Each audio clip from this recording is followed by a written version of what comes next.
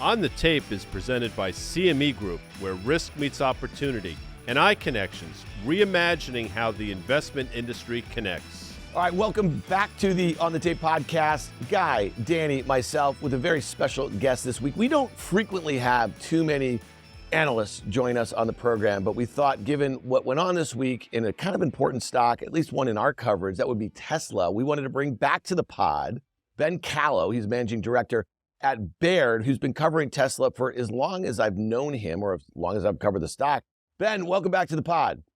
Hey, thanks for having me, guys. We have been triggering you since we started this pod. I think, what was it, January of 2021, about our conversations in and around Tesla. Click off, just go do something else, have fun. We're going to get deep into Tesla and a little bit about those Q1 deliveries and what Ben sees for the balance of the year. Some of just the narratives in and around the EV story. We wanted to broaden it out a little bit because he covers a lot of stocks in the space, and we want to hit some things like lithium too. So we want to hit all of that. So really stick around. Don't go do something else here. All right, guys, let's get into it. Ben, just give us the 411 a little bit on what you saw out of the company as far as deliveries, what you expect for the balance of the year. And really importantly, this is a story that you've liked long-term for a while here. But in January of this year, when the stock was much higher, you went to, I think, what you call a fresh bearish pick. So this is something you were out in front of many analysts on the street about what you were expecting in the near term and for the balance of the year. So we want to get to what really prompted that fresh bearish pick in January also. Yeah, thank you. So two different things. In our bearish fresh pick, just for listeners, is more of a tactical thing. We can do a bearish fresh pick, or we can do a bullish fresh pick. And we put a bearish fresh pick a couple months ago. And really, it was twofold. It was when Musk lost his case about his pay package. That was one of the things we thought would be an overhang on the stock, because he was basically saying that he would take his ball and go play elsewhere as it was concerned to AI. And then really what was important, but was kind of a second part of our thesis there for the bearish fresh pick, was that delivery numbers were too high at that point. And so we started ratcheting them down. Throughout the quarter, they ran into some one-time production issues. Number one, Red Sea entanglement there, hurting the supply chain. Number two, this year, the Lunar New Year fell into February, so there was a shutdown in China that affected production there. They did refresh the Model 3 first in China last year, but then started to do it in Fremont, where they produced the Model 3, Fremont, California. And that's taken them longer to ramp the Model 3 here in the U.S. Than expected. And then there was the arson from the environmentalists that burned down the substation there attached to the Berlin plant. So those were all production issues. Street numbers were still stale, too high, so we got more vocal on it. And ultimately, heading into the quarter, we started getting data about weakness, across all geographies in sales. And although we didn't see price cuts like we did last year, at least to the extent that we did last year was just riddled with price cuts as they tried to increase volume. There was really only one price cut across geographies in the first quarter. And then, we hit deliveries this week. And even though street numbers came down, it was still a big miss. We held our pick into the delivery number. And so I think people were bracing for, 410, 415 in deliveries, and they actually did, 380, 88. And so it was a big miss. And now, following that, one of the things on the delivery release is the production was up at 435. And so this is the biggest, bigger difference in deliveries and production, both on an absolute basis and on a percentage basis than we have seen, in the 10, 11 years that we've covered Tesla. So Ben, this seems to be a demand issue, not a supply issue. As you noted, the gap between production and delivery numbers that are there. You came out prior to the quarter and lowered those numbers, to under 420,000, I believe, around that area. It came in obviously 387, and the street's still pretty high for Q2, Q3, Q4, and the ramp. What is the street seeing maybe that or they're not seeing that you're seeing that leads you to be a little bit more bearish? And what could really reaccelerate this delivery number and get people excited that this thing's going to return to some type of growth story? It's a good question. We still think that the street, there's still risk in the stock because the Q2 numbers are too high. I think some of it is just numbers are stale out there, and people are modeling a year-over-year growth. We actually think that's risk to the stock because I think Q2 could be another down quarter year-over-year for them. One of the things I think that people read as a positive back in early March, Tesla said, buy a Model Y now because we're going to raise price on April 1st, $1,000. And they did that in the U.S. and other geographies. And so I think that got some people more bullish about the demand in Q2 and onwards throughout the year. What we saw, just yesterday is they're actually providing 0% financing in China. It's not a direct price cut, but it is a price cut in another way of doing it. So still think there's risk in those numbers there. What people are excited about, and this is the question, is as we talk to investors, are people looking through this bad year into next year when the next generation vehicle comes online, when you have more AI, full self-driving becomes higher attach rates. I think there's still risk with those numbers though. And I do think people are still debating whether it's a demand issue. And I don't think that there's really a debate right now. And it's not just for Tesla. We saw this at BYD numbers and other numbers as well on the electric vehicle side. And so it's not just a Tesla problem. It's an overall problem.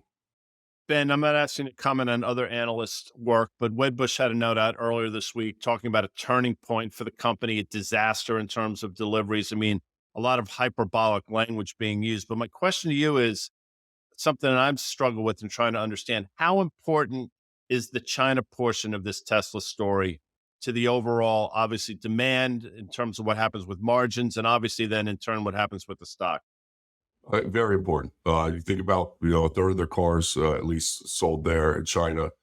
This is, Musk has been, on the record every call saying this, at least the last 3 or 4 calls, saying where we really see competition. Go back 10 years, there was always competition, the Tesla killers. But he's always talked about China being the real source of competition, BYD and others. I think that's what is showing up in the numbers here, along with other things. Ben, it's interesting. You just mentioned 0% financing in China here, and Elon Musk over the last year and a half has made comments about interest rates on many occasions, right? And so you've had all these price cuts over the last 2 years or so. I think a lot of consumers are pretty confused about the pace in which like the prices have come down, and then obviously interest rates have gone up. So it's made these cars very expensive, right, relative to many others. And one of the things that I just keep coming back to is that we haven't even had a difficult economy yet. If you think back to, 2020, the last time that they had 2 consecutive negative quarters of delivery growth. And so I just kind of wonder here if we are higher for longer. He spent a lot of time over the last year talking about $125,000 Cybertruck, right? To get the cult member or the bros or whoever really excited about this thing. And they're making $400 a week, right? Rather than focused on the $25,000 mass market EV that has always been the promise, right? For this company. So talk to us a little bit about the notion that maybe they've literally taken their eye off the ball about what's most important to this story. And I wonder if they've just really miscalculated on some major issues, whether it be competitive, whether it be products, whether it be macro, whether it be price elasticity. There's just a lot of things it seems that this company has massively misexecuted on. There's a lot there, Dan. First of all, Cybertruck, I think number one is, we think that demand will be higher than expected for it as they ramp production. This year is going to be a drag on margin. We model about $700 billion loss on production throughout the year as they ramp up, to over 100,000 vehicles. I do think it creates a halo effect. You have Kim Kardashian, others out there, movie stars out there, driving these Cybertrucks. I think that helps, parking in front of a Tesla store, help bring people in to see it. I also think that it's important technology that they're using to make the Cybertruck that will be used in the next generation vehicle. Now, I do think that there's fair criticism that it's over-engineered. It's become kind of a science project of Musk to do this Cybertruck. And there is a gap between, the Model S, 3, X, and Y, which are really the real underpinnings of revenue, and this next generation vehicle, which is expected, second half of next year. But likely, if we use, past timelines, it's probably more of a 26 story. And then that puts us in a position where we might have another flat to down year next year too, especially as they invest, $10 billion CapEx and multi-billion dollars in R&D into AI, into this next generation platform. So, this year is a gap year. The question now is next year a gap year as well. So Ben, what I've noticed is obviously when stocks, any growth story starts to not trade higher on growth announcements. What do I mean? Or we may go into India, we're going into Mexico, growth. And when that stops working, that's always a sign that the stock is either devolving into what it might become, which is currently an auto company. So my question is twofold. One is, I know that FSD continuously is on the come.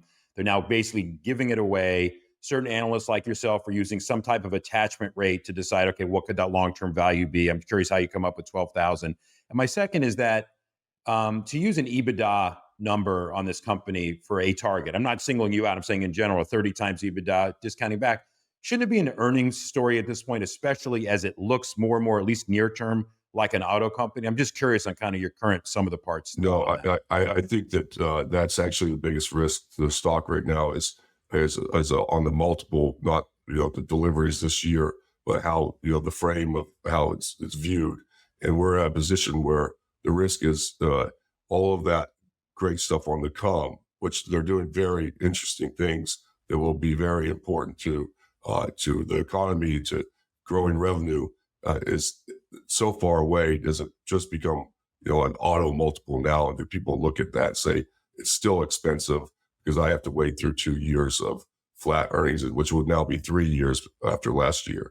And so that multiple compression, I think, is the big worry, not whether Q2 numbers are too high. And that's the ultimate worry if it breaks down even more. So, Ben, I think it was, and you can correct me, please, but I think it was the fall of 2022 where Elon Musk came out and told investors in Wall Street that, listen, our margins just start to contract. We're not going to get to legacy auto levels, which is like, 16.5%. But, we're going to start to move lower from the, I think, low 20s. I think it was 23% or so. And the street took that into consideration. And I want to say it was April or May of 2023 when the street thought, okay, trough margins, this is going to be the reacceleration. The stock acted in kind. I think it went from 175 to 300 or so, not in a straight line, but pretty quickly.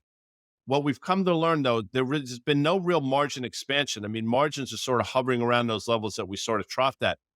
Is there a trough margin coming to a theater near you, or do we still have some room to the downside? Because you see a demand problem as you sort of address. We're still trying to figure that out. And obviously, there have been price cuts significantly along the way. Well, I think this perversely, this quarter could be trough margins because they're so bad. Because you have those one-time issues in production, it's going to be a messy quarter. Everyone's bracing for that. But Guy, I still don't know if anyone can say that that's definitely trough margins going forward at this point. The real question, though, I think, is do people want to own the stock for the future and say, give these 2 quarters a wash, or economy gets better, or they pick up sales by advertising. They're starting to do advertising now. We've heard lots of investors say, rather than do $1,000 price cuts across, call it 2 million vehicles, that's $2 billion. Go spend a couple $100 million on advertising and then drive demand. And that goes back to Dan's question about elasticity, because I'm not sure that anyone really knows that cutting price by $1,000 actually helps spur demand. We don't know that for sure, or if it's just, they're just losing money doing it. So one of the real, I guess, threats or what something's going on in the market share world is hybrids. And if you look at Ford, GM, and specifically Ford, what's going on with their numbers? I mean, Ford's up 12.5% year to date. GM's up 25% year to date. If you're a portfolio manager, looking at the quote sector, and you do want to put this kind of in the auto, and you can do tech in other ways. We know there's a lot of AI quote plays that are out there. When you're talking to institutional investors right now, what are the questions that are coming in? Are they effectively not giving up, but reassessing kind of where they are? What kind of transition are we in as far as ownership of the stock in the institutional community that you talk to? I think that we're in no man's land right now, where there's a lot of wait and see. I think that what we saw the week before deliveries, when the full self-driving leaked email came out, and that everyone's going to get it for a month. The stock got a little bump. There was some probably positioning around deliveries, so covering before deliveries, because the stock was down significantly ahead of that still. But I think that was really retail. If you look at the volume, it was very low volume in those days. And so I think there's a lot of just head scratching. I don't want to touch it right now going on. Now, there's been a lot of people that have under-owned it in their benchmark that have been burned on it on the way up too. And so there's a little bit of, a gun shy going on as well, where like, do we need to own this? Because all of a sudden Elon's going to pull a rabbit out of his hat. And, we're going to be in pain again, as, it's a big part of the S&P or in all benchmarks. And so, it is really a no man's land though right now. So Ben, before we move to other things, I'd love just to get your sense. So the stock, as we're recording right now, is $170. It's $540 billion in market cap. It's obviously been more than cut in half from its late 21 highs. And I think you bring up a lot of things. I mean, listen, I think it's pretty clear that after they report, 2024 estimates are going to come down, right? It's going to be a down year over year EPS story. 2025 is likely to come down. You just acknowledge yourself that this low end EV is going to be pushed into 2026. So to keep a $500 billion market cap, you're going to have a lot of this other AI stuff, FSD, all that really, stuff that, again, lots of stocks in the public markets are trading at really great multiples on because of the promise of what they're investing in and what they're doing. At some point, this Tesla story is going to morph into that in a very true manner, when I think investors just recognize the fact that they are basically an auto company that has this other potential. So my question to you, if this stock was down, let's say 25% in the next 3 to 6 months, discounting, again, a down 2024, a down 2025, and then maybe, to me, it would look like a really good do at like $125 or something like that. So talk to me, is that something that, let's say, real institutional investors, not these folks that we see on Twitter, the retail sort of folks, is there an institutional crowd that believes in what I just laid out? Is that the bull case for this story about why you want to own it? Absolutely. You hit it right on the head. It's, Tesla is investing in, I do think at one point they'll start breaking out their CapEx and their R&D into AI. And right now, I think that there's a view from institutional investors that we're waiting to see this, because the market's not assigning value right now to all of this investment that's being made. That will, in my view, be a big move for revenue and for the stock. Ben, you have a coverage universe outside of Tesla, and there's a lot of interesting things going on. So let's pivot away and talk about some of the things you're excited about. I know lithium, there's some secular stories out there. Lithium might be one of them. Thoughts on that? Lithium, everyone's searching for the bottom on it. Prices, have just cratered. You're starting to get to a position where you're having small miners close up shop. And so you're getting help from the supply side as supply gets reduced to the market. And then in the background, we read all the time about, EVs and no one wants them. And, Hertz is, not going to rent them anymore. And there's a lot of underlying that. But if you look at the data, there's still growth in the US. There's still growth in Europe. And in fact, in China, year over year for Q1, EV sales were up over 30%. And so I think the combination of demand still being there and supply coming in, and a lot of the lithium companies postponing capex will help bring the supply demand equation back together, and I think they're set. The stocks are set to go higher. Let's talk about Rivian for a second. And this is a company that is losing a lot of money. They have a lot of cash. We know that they have some interesting investors that are also, like their customers too. It kind of reminds me the story a little bit of, let's say, Tesla 10 years ago.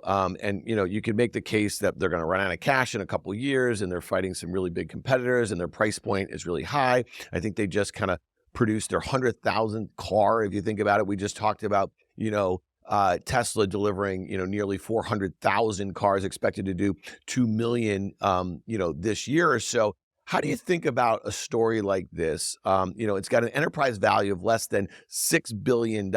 Is it almost a call option on diversification away from, let's say, Tesla and a focus on some higher end models? They're going to have a lot of competition with the Germans and the Koreans and, all that sort of stuff on the high end. But how do you think about this story? And when you talk to investors, do you kind of encourage them to diversify away from just Tesla? Because it's not just the pure play story on EVs anymore, which you could make the argument that a Lucid or a Rivian is. Yeah, great question. First of all, I think one of the most important things about Rivian is its brand, and it's established its own following, similar to what Tesla did, 10 years ago, and building off of that brand. And I think that we have a tough year ahead of us. They're retooling the factory, so it's going to be a flattish year in terms of deliveries.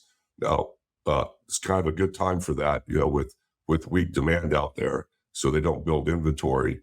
I think that it's important they have the Amazon relationship. They branched out that. They do have the Amazon support as a shareholder. And I do think it's one that people should own, but it's going to be a tough year. And so and really what they're trying to do is get gross margin profitable. And we won't see that until, really Q4. And so that will be, early next year results. So you got a long bridge there to cross. But I do think it's that they will find money to fund their their future. I think the R2 that they showcased is a good looking car. I think that there are people out there that can't buy a $85,000 R1 that at that price point that will attract a much bigger audience. It'll be small volumes at first, but it also will be a good competitor to the Model Y and the R2. So that's something also that we're thinking about as it comes out. But that's scheduled to come out in 2026. So we got a ways for that. But it is a company that I think will be around and will make it. There's some other ones out there that I think they will have a more difficult time making it and becoming a larger company. Ben, within your coverage universe, you obviously cover a wide array of companies, ADM to First Solar. Maybe talk about just, some of the themes within those names, and maybe just, again, go through some of your top picks and, ignoring, electric vehicles for a moment here. I'm definitely, the name of what we call our group is Sustainable Energy and Mobility. I think the biggest theme that's occurring right now is that these technologies have become cost competitive. It's not just about reducing emissions, and it's more about it's the cheapest and the best source of generating electricity. When you talk about solar and storage, a lot of that is because the industry is matured and costs have come down substantially. And so within solar, the real bright spot is utility scale solar. So rather than doing rooftop, doing big utility scale on the ground mount, that's where First Solar plays.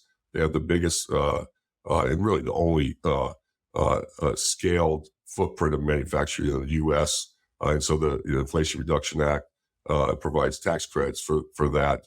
But they are also competitive just on their own technology basis.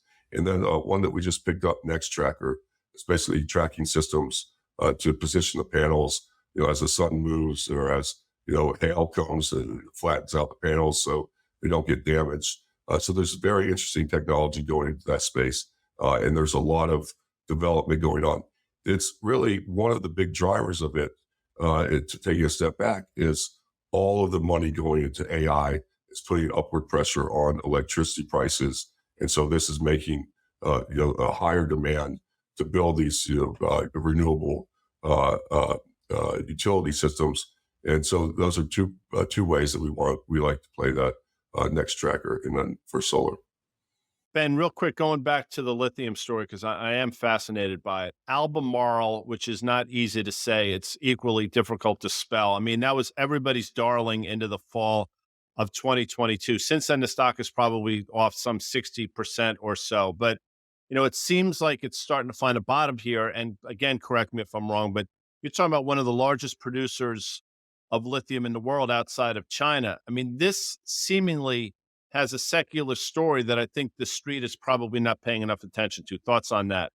Yeah, I think that one of the things that they did a poor job of is they were contracted as prices ran up, and they had long-term contracts. They unwound the contracts and were more levered to spot prices of lithium as prices went down. But now they're levered to spot prices of lithium, and we think that we're bottoming out here, and so it's good leverage there. They have diversified a group of resources both in Chile, Australia, and developing in the U.S., as well as they are fully integrated. So they take it out of the ground and they basically refine it into the different products that go into batteries. And so they have a good footprint there. They just short up their balance sheet with the deal. And so, I think this is a good entry point for it. All right, Ben Kallo, we appreciate you coming on an important week and a preview of what, Tesla's earnings are going to be in a few weeks from now. I think you can tell that we're, trying to be a bit constructive on the story and try to find what so many people love about it. But, to us, still at a $500 billion market cap, we don't think it's exactly discounting, you know what I mean? A lot of the kind of difficult times that might be ahead if we do have an EV winter, higher rates for longer, and a more difficult economy, coupled with, an increasingly difficult geopolitical setup with China. You know what I mean? So that's kind of where we stand. I think, Guy, Danny, and I are on the same page in this. But that said, you put a fresh bearish pick on this a few months ago when the stock was much higher. So we're going to be tracking your next move in this one because I think you got a great finger on the pulse as it relates to just not only the institutional sentiment, but also the resale sentiment as it relates to Tesla. So Ben, thanks for joining us on the pod.